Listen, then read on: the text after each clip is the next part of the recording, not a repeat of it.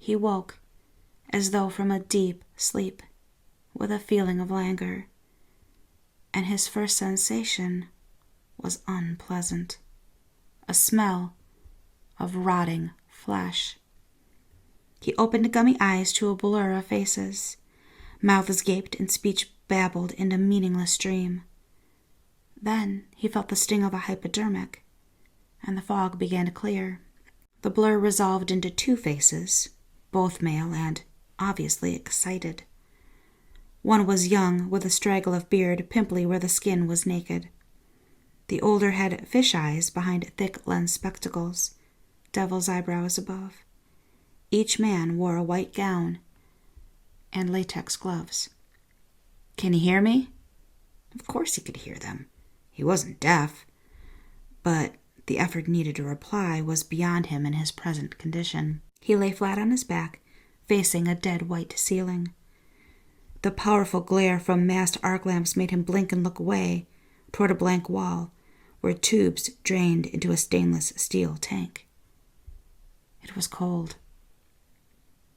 "If you hear me, try to move your fingers." He started to raise an arm which seemed weighted with a hand of lead, but when his hand came into focus, his arm froze. He stared at moldy flesh and sticks of protruding bone.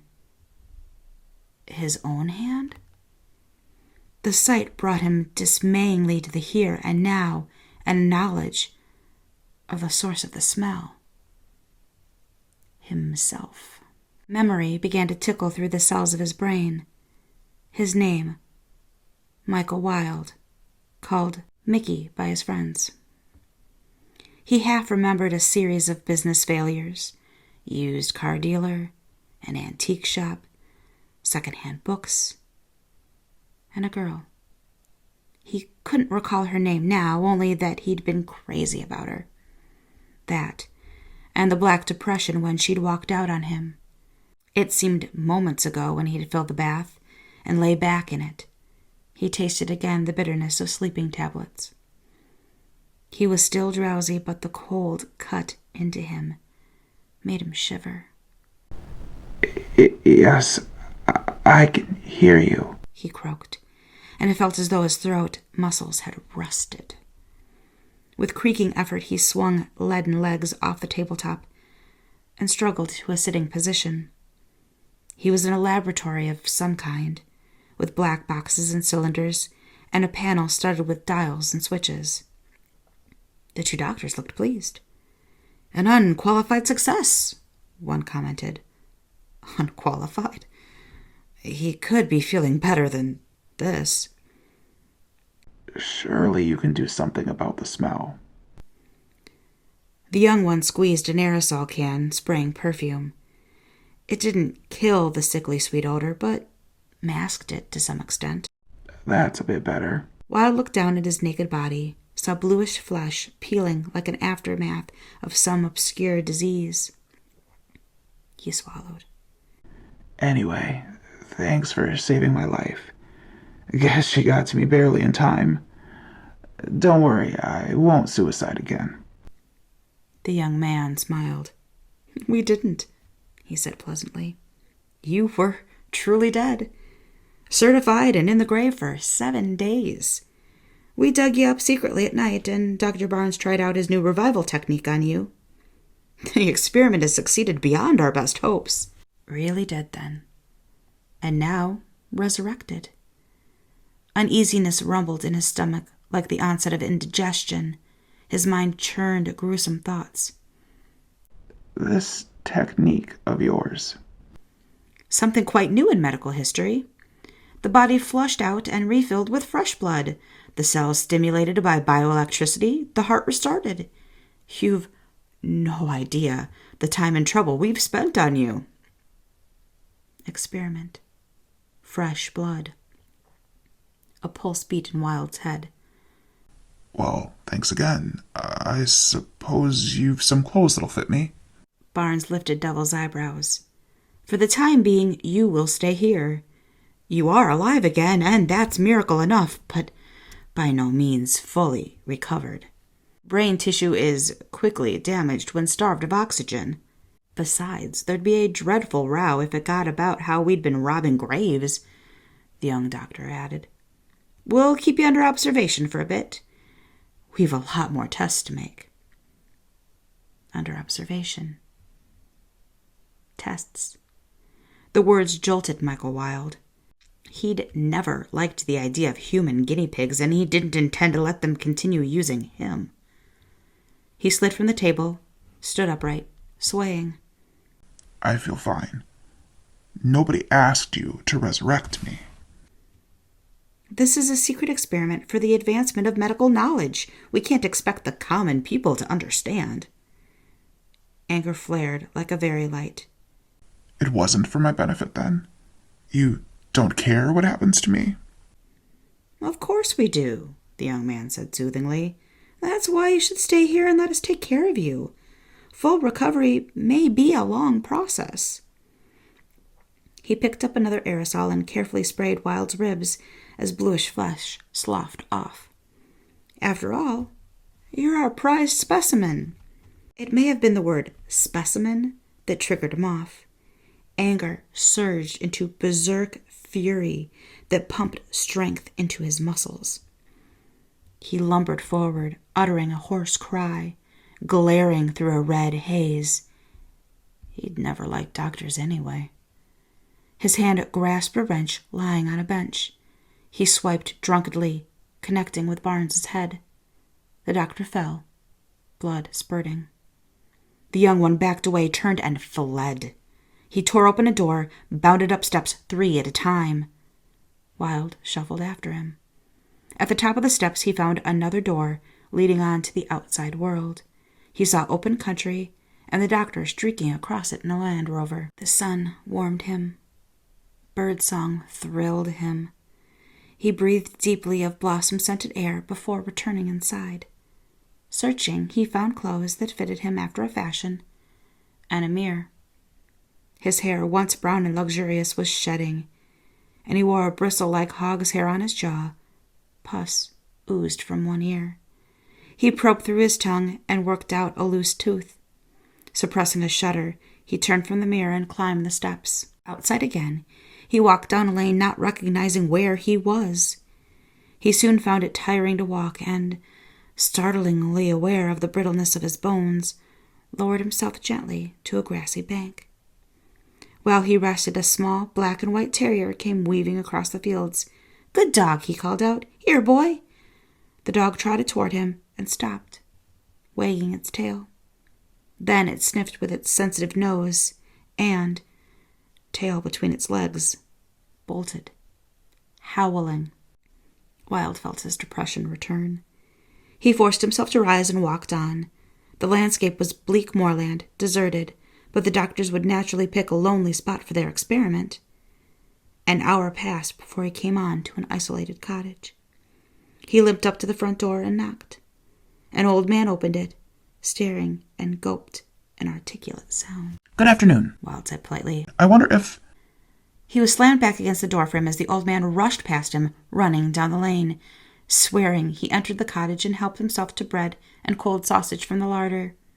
He sat at the table, eating cautiously at first, then greedily. His stomach appeared to be in working order, and he felt stronger afterward. But what did he do now? Legally dead, he was damned if he was going to perform like a rat in a maze. That was definite. He needed help. It took only a moment of minutes to be sure there was no telephone in the cottage, and he set off again. The lane wound between hedgerows, and perhaps 15 minutes later, he knew he had taken the same direction as the old man. The village was a small one, and the street cleared quickly as he approached. Shutters closed. Bolts slammed home. White faces peered from upstairs windows. He walked almost out of the village before he saw a telephone box. He pulled open the door and squeezed inside, searching through pockets for a coin. He located one that had slipped through a hole in the lining and wondered who he should call. Pete? Yes, Pete. Pete would think of something. But he couldn't remember the number. He glanced back at the village. There were men on the street, gathering in a compact group, and they had dogs. shotguns, hay forks. Wilde didn't like the way the situation was developing. He shot out of the phone box, hurrying across the field, keeping close to the hedge for cover. The mob followed him. They didn't seem anxious to catch him. Perhaps they only wanted to drive him away. He was able to keep ahead of them, but they didn't give up. Still, they came after him. He crossed another field and reached the outskirts of a wood. He was tiring again, heart pounding. There might be safety among the trees, somewhere to hide until dark. He limped on and saw a teenage girl coming toward him, and desire stirred in him. For the first time since his resurrection, he felt glad to be alive. But he didn't want to scare her away. He waited behind the trunk of a tree till she came close. Then he stepped out, soft words on bloated lips. She gave a choked-off scream and collapsed at his feet. Cursing, he lifted her and stumbled into the wood, laid her down on a patch of grass. She was pretty, perhaps 17 or 18. With well-shaped legs, tactfully he straightened her miniskirt. Small breast heaved convulsively under a thin sweater. His desire mounted. After a few moments she came to and looked up into his face.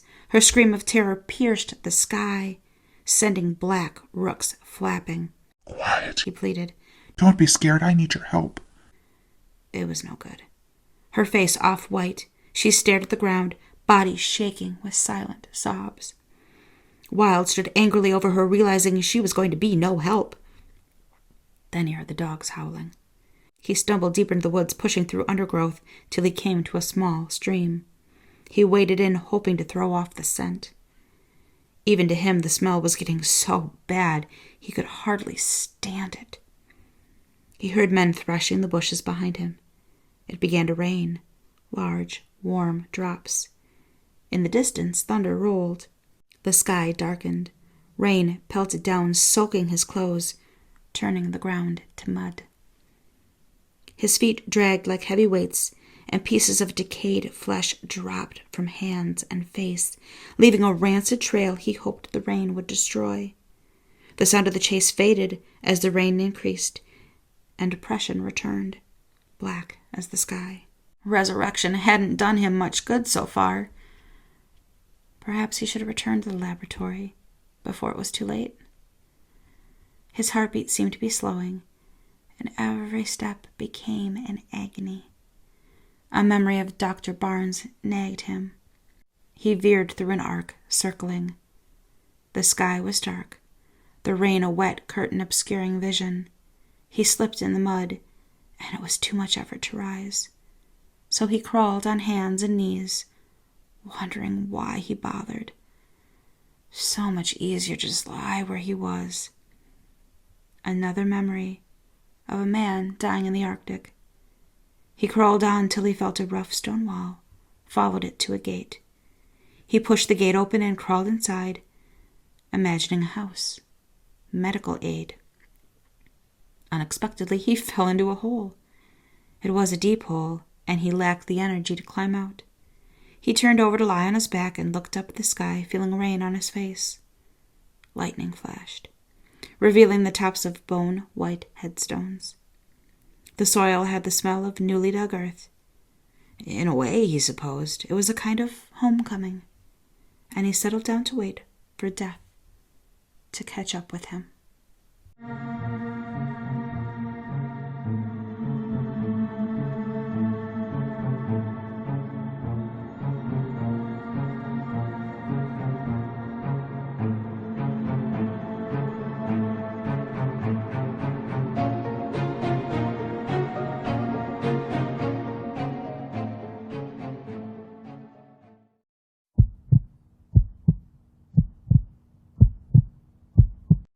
And now, a word from our sponsor. Do you like apples? Yeah. Well, I go. Vanitas. How do you like them apples? Vanitas is a premium gaming peripheral brand geared toward developing high-performance products. We're currently working toward creating new, exciting, and unique products not currently found on the market. With quality to match its sleek and beautiful design, I can honestly say that my Venetos mouse is the best that I've ever owned, and I'm looking forward to expanding my collection of Venetos products. Venetos ships internationally with extremely low international shipping costs, and shipping is free to the US and Canada. Your products will arrive quickly and carefully packaged, with most orders arriving within 7 to 10 business days. If you're looking to upgrade your setup in an affordable way without substituting looks, Venetos is an optimal choice, and when you use code pressstartmom at checkout, Venetos is offering a 10% discount on your order. You'll be doing mom a solid, and you'll be doing yourself a solid. Everyone wins. Thank you so much to Venetos for sponsoring this video. Can you see me? Hello? Can you find me? I'm here. Behind you, look. Behind you. I'm behind you. I am right behind you. Don't be scared. I just want to play a game with you. Hey, don't you run away. Please stay.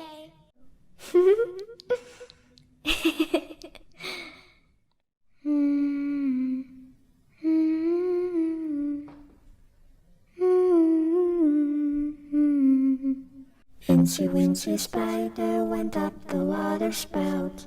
Down came the rain and washed the spider out. Out came the sun and dried up all the rain. So Incy Wincy Spider went up the spout again.